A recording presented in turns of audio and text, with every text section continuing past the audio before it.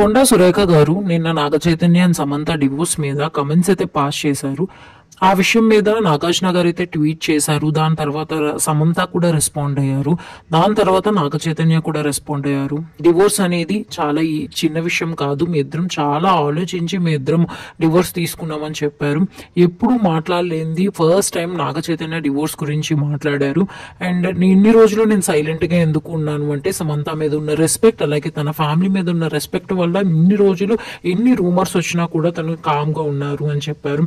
So ఇలాంటి యొక్క ridiculous comments ఇంకెప్పుడు చేయొద్దని, అలాగే విమెన్ ని మనం సపోర్ట్ చేయాలని చెప్పుకుంటూ వచ్చారు. ఇలాంటి టైంలో టాలీవుడ్ మొత్తం యూనిటీగా అయ్యి చిరంజీవి, అల్లు అర్జున్, జూనియర్ ఎన్టీఆర్, వెంకటేష్, లావణ్య త్రిపాఠి, వరుణ్ తేజ్, కోనా వెంకట్, రామ్ గోపాల్ వర్మ, విశ్వక్ సేన్, మంచు విష్ణు, అలాగే నాని, అమల, ఇంకా అఖిల్ వీళ్ళందరూ కూడా పోస్ట్ అయితే చేశారు. అది విమెన్ ని సపోర్ట్ చేయాలి, ఇలాంటి వ్యాఖ్యలు అనేవి ఇంకా చేయకూడదు అని.